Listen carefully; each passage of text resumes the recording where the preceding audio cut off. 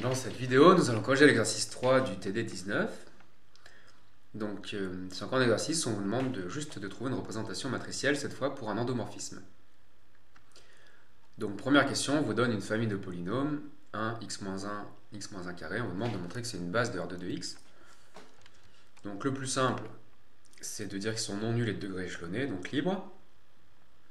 Le cardinal de la famille, c'est 3, qui est la dimension de R2 crochet x, donc elle est libre maximale. Donc, c'est une base de R2 crochet x. Et c'est réglé.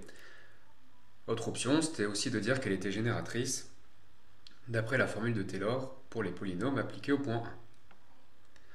Alors, question suivante, on vous définit une application linéaire à un polynôme P de degré plus petit que 2, on associe ce polynôme. Donc il faut montrer que c'est un endomorphisme.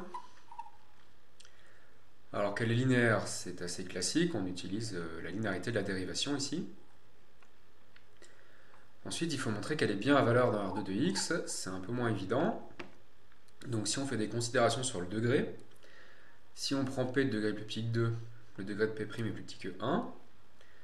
Et donc le degré de 2x plus 1 fois P, on multiplie par un polynôme de degré 1, donc c'est plus petit que 3. Et ici on multiplie par un polynôme de degré 2, donc ça fait plus petit que 3. Et quand on additionne les deux, c'est plus petit que le maximum entre 3 et 3, donc que 3.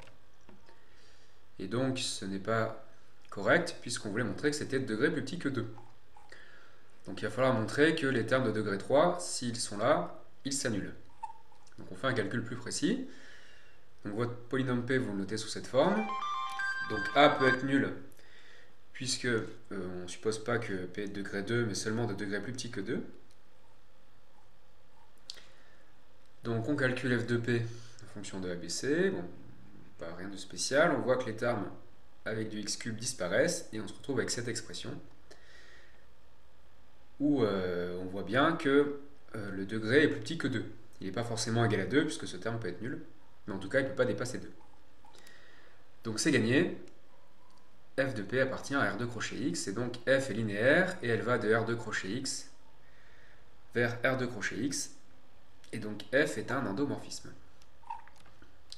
Alors ensuite on vous demande de donner la matrice de F dans cette base. Ça veut dire qu'on met cette base au départ et à l'arrivée, puisque c'est un endomorphisme. Donc on calcule en fait F de P0, F de P1, F de P2 en fonction de ces mêmes polynômes. Donc F de P0, on le calcule, et on voit facilement que ça fait 2P1 plus 4P0. Donc F de P1, on trouve ceci, et donc on essaie de l'exprimer en fonction de puissance de x-1. Donc là on met x-1 en facteur pour simplifier, on trouve ce polynôme, ça fait x carré moins 1. On fait apparaître x-1 en carré, et il reste 2 fois x-1, donc on trouve ça. Pour f de P2, donc pareil, on met en facteur ce qu'on peut. Et ici, il reste que 2, donc on trouve 4x-1 carré, c'est-à-dire 4P2. Et donc, on écrit en colonne les coordonnées qu'on a trouvées. Et c'est votre matrice représentative dans la base B.